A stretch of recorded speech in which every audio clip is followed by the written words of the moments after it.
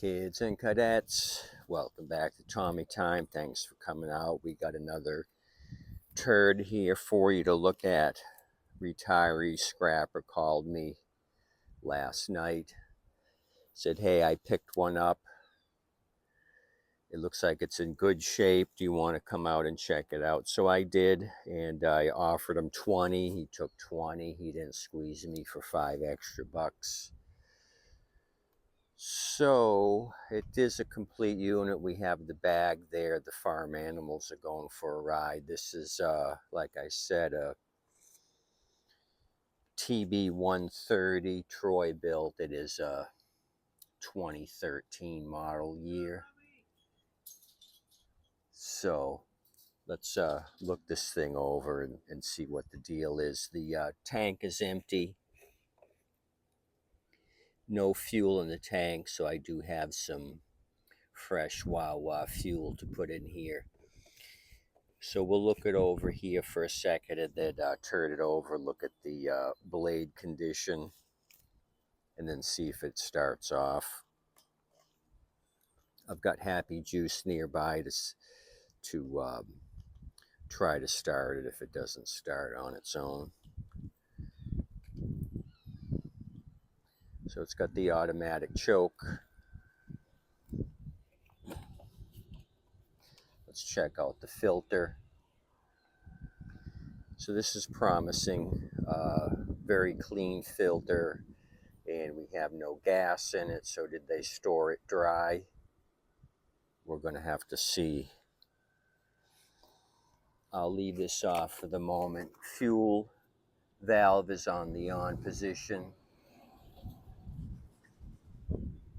So I'm thinking, let me remove the farm animals and we'll tip this thing over while there's no fuel in it.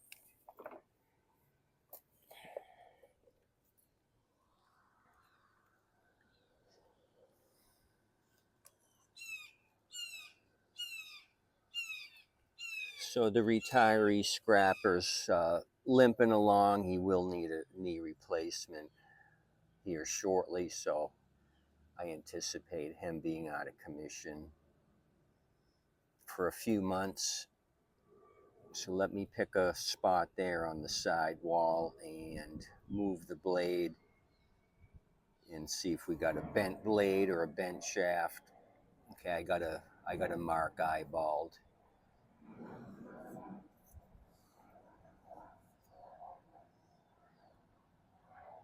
Looks straight, but it's dull. It's got a flat edge on it. A lot of buildup. Back in the 80s, you'd get 100 bales of this stuff washing up in Sarasota County beaches. But that's a different kind of grass.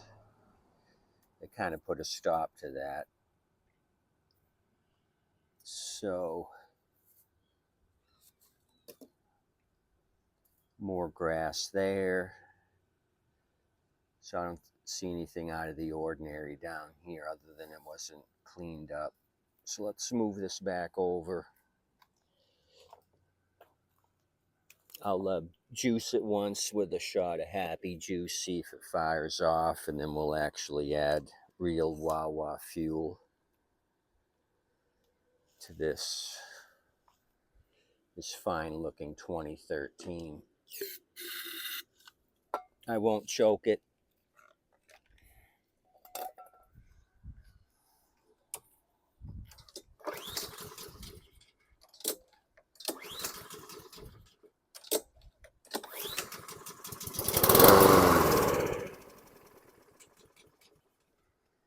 So it did fire off. I think we should really fuel it now all the way. What do you say?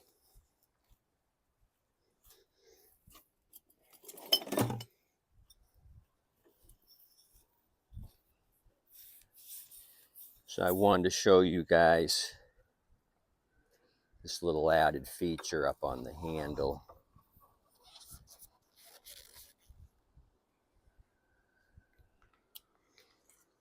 know if you saw this or not, but it's got a built-in refreshment holder here. So that's kind of nice. Drink and drive with your favorite black and tan.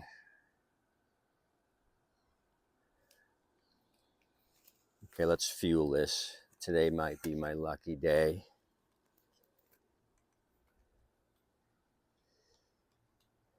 Minimum carb clean if it doesn't start, which I'm okay with. Machine looks super nice, no deck rot, came with the bag. This would be a good seller. Hopefully Hector and Helen moved into a condo. They put this out at the street. They would have no use for it in a condo. You have somebody doing all the painting and yard work. So as I mentioned before, you see this red ring here. This is a guide. You don't want to fill up the fuel past the bottom of this ring. This is something Honda puts in there. They want that much air gap here so the tank can breathe. So I put about half a tank of fuel in it. I'll go ahead and put the air filter back on.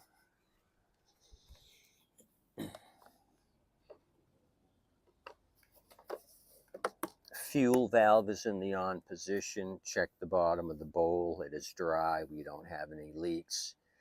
Fuel should have traveled to the bottom of the carburetor by now. We go to full choke here on the side and pull and go.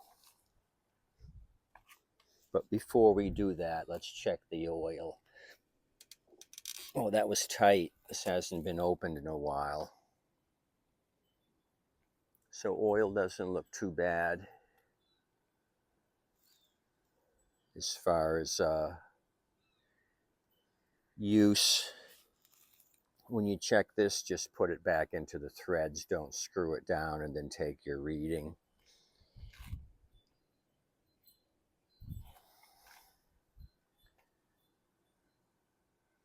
So we're in the hash marks. We're good to go.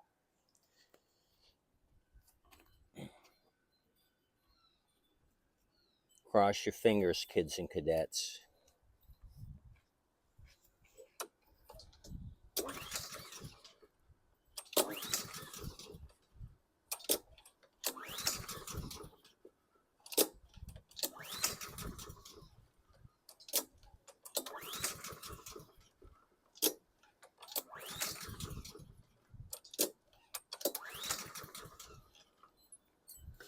Okay,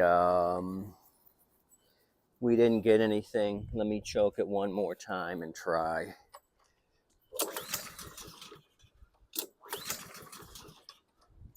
Nothing. Let me grab a 10mm wrench. Let's look at the bowl real quick. Try to figure out what we need on this thing. I wasn't ready for you with a 10, but I'm going to grab a 10mm opening wrench here and try this thing.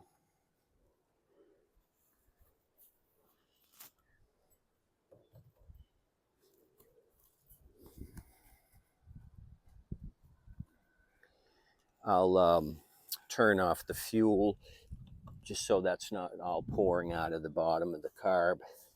Let's just look at this.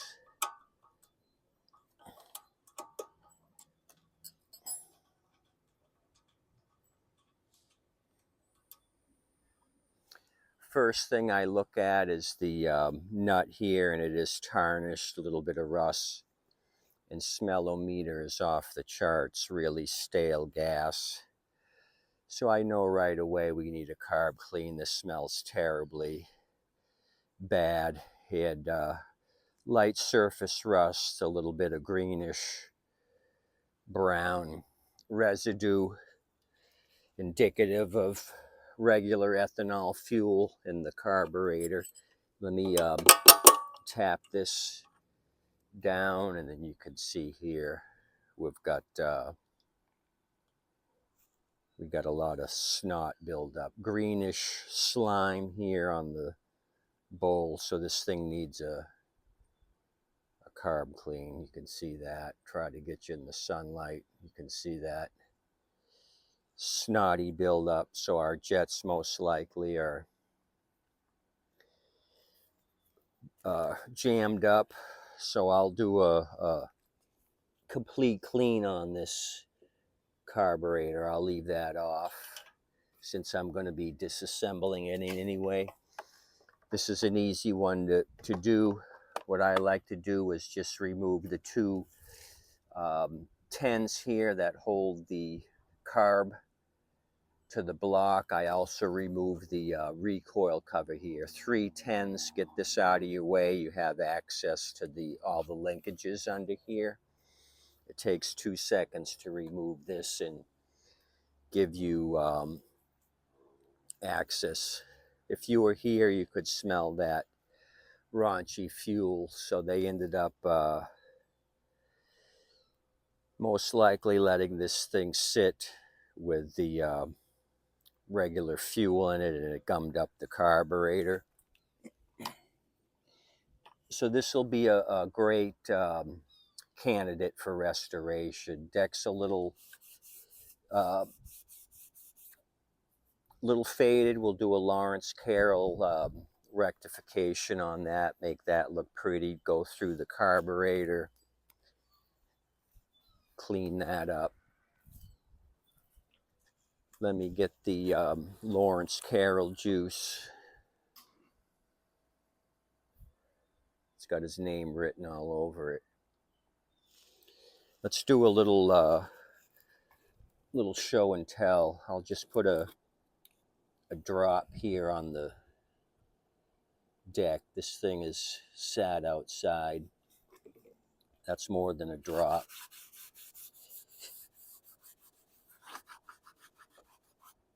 But I'll degrease this thing.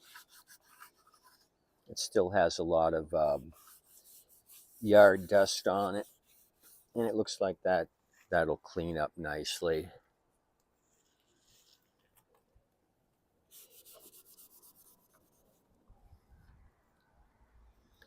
Yep, so nothing wrong with this one. We got spark compression, just a fuel issue, which we see 95% of the time. It's hardly a plug or a coil. Sometimes it's a keyway issue. Somebody hits a stump and it's out of time. But today we got snotty fuel. So that's all I got for you. You can see here that snotty gas evaporated already. So I gotta clean this thing up with some carb cleaner, get this clean again. Didn't take long, and that fuel evaporated. So I picked up a couple more units here, and I'm going to do some more videos. This just happened to be a onesie from the retiree scrapper, and I think it's going to turn out well. Do the blade on it, sharpen that up. So this TB130 21-inch cut with the bag, I would do 140 to 150 with this thing. That would be my price mark, and I paid 20 for it. So it'll just take a little time doing the carb clean in this 2013 production year. The GCV 160 will be a great seller. I'll remove the Guinness empty bottle.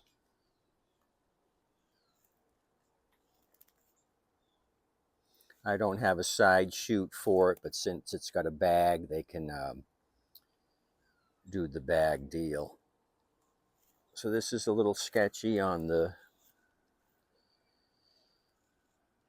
the balance here, going over some bumps. You might lose your black and tan. Maybe they had 12-ounce cans for the holder, which would be a better proposition. This here might get top heavy unless you drink fast and bring your weight down to here. Then that might work out. Have not seen a homemade refreshment carrier before. Some of the Turos with the personal pace, I think, or was it Troy-Bilt? One of them, one of the other Troy-Bilts have a plastic holder up here on the handle that actually holds your refreshment. I think it's a Troy-Bilt. I think I got one in the back, actually, with that built-in holder. Anyway, thanks for coming out. I will leave the Troy-Bilt number in the description below. I didn't mention that and I didn't write it down. It's the 11 Alpha Bravo 290711. That looks like a familiar number. I think I've worked on one of these 7-Elevens before. That sounds familiar. Serial number 11103 Kilo 90543 from your fine folks at that big box store.